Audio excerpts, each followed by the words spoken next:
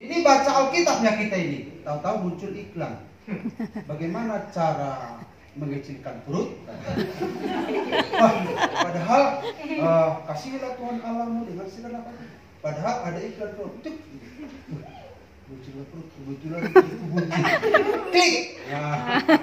Lalu di sampingnya itu ada iklan lagi. Apa itu?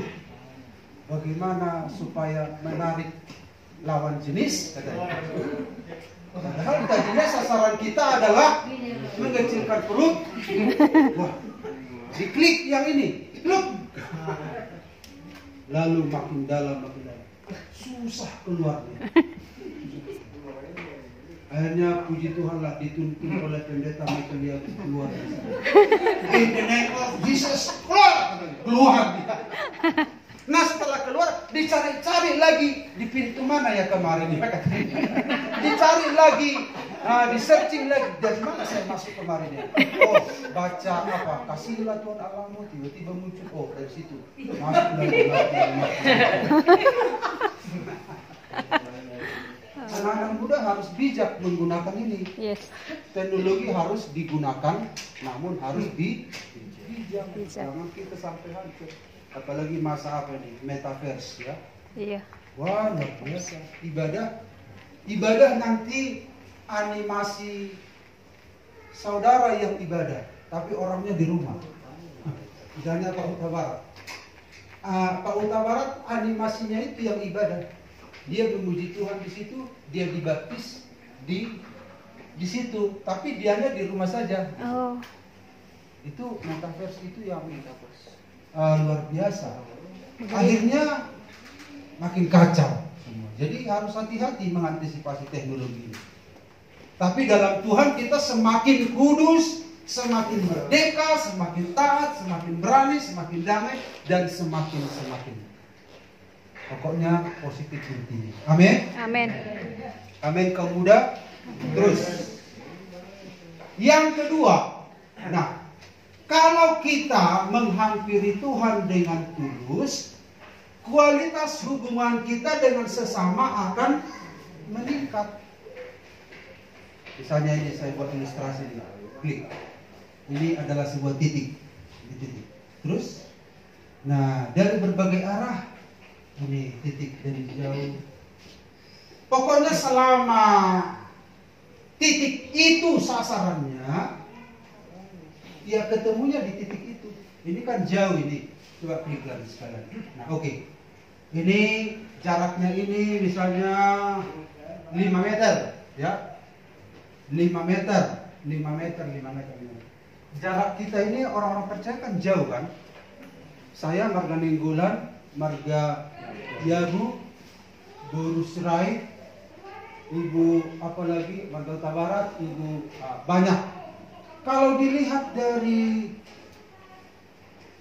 sisi marga kita ini kan nggak ada hubungan. Nggak ada hubungan.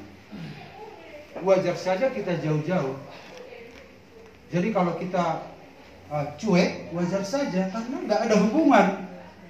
Saya nggak kenal bapak ini sebelumnya, saya nggak kenal ibu ini, saya nggak kenal. Tapi kok bisa kita jumpa?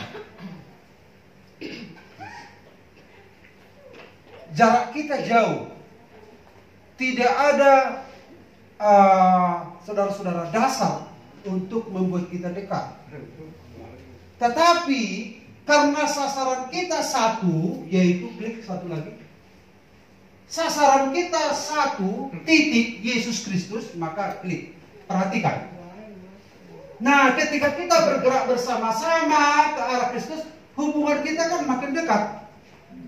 Jadi kalau kita bergerak ke satu titik, dengan demikian kualitas hubungan antar sesama makin dekat. Bukan kitanya yang berusaha mendekatkan diri dengan orang, tapi kalau sasaran kita satu Yesus Kristus, dengan otomatis hubungan antar kita makin dekat.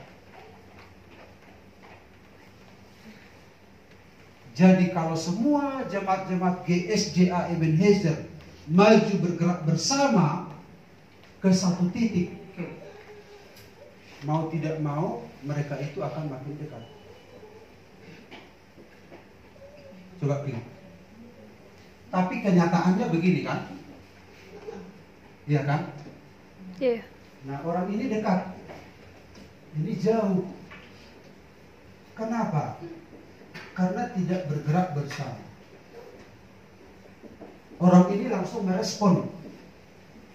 Tapi orang ini mikir-mikir dulu. Makanya dalam kekristenan ada yang di depan, ada yang di belakang. Biasanya orang di belakang ini ngapain ini?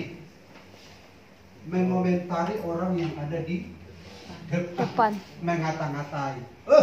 Sok jago, bikin pujian, angkat tangan, nangis kan. Aku dulu pun seperti itu. Jadi orang yang lambat pergerakannya menuju titik itu,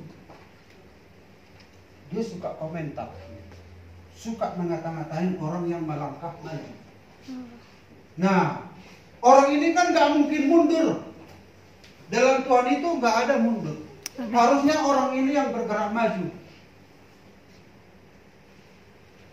Nah, kenapa dalam sebuah gereja ini, saudara-saudara, ada jarak begini? Karena tidak berjalan bersama-sama. Memang satu titik, tapi tidak bersama-sama. Jadi tidak heran jarak itu begitu jauh. Nah, karena jarak itu begitu jauh, ada hal-hal yang membuat hubungan kita gak bagus. Yang satu merespon Tuhan, yang satu itu responnya begitu hebat, yang lain ya tunggu dulu. Akhirnya pengalaman rohani mereka berbeda, walaupun ke satu titik.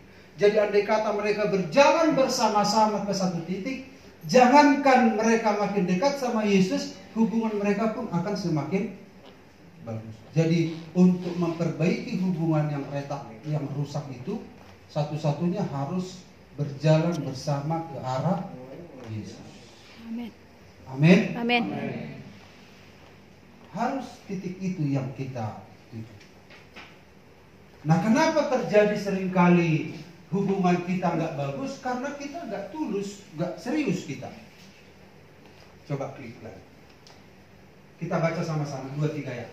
Hendaklah kamu dalam hidupmu bersama menaruh pikiran dan perasaan yang terdapat juga dalam Kristus Yesus. Kamu dalam hidupmu bersama, ini adalah gereja maksudnya. Hidup bersama. Menaruh pikiran dan perasaan juga yang terdapat juga dalam Kristus Yesus. Seringkali kan yang terjadi bukan hidup bersama. Nah, jadi mari kita cek dulu, kita ini menghampiri Tuhan serius atau enggak.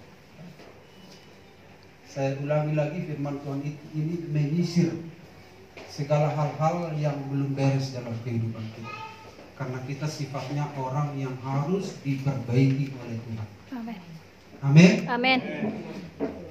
Nah, terus klik. Nah, itu secara umum, klik. Ini secara khusus, perhatikan. Ya, lagi. Terus. Nah, sekarang kita lihat ke komunitas kecil. Apa komunitas kecil ini? Keluarga.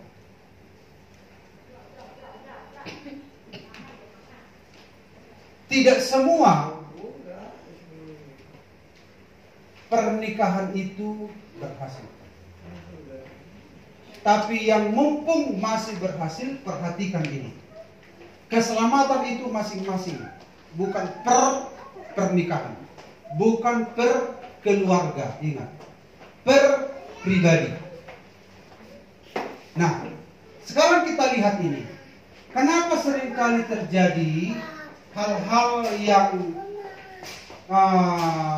masalah dalam kehidupan kita?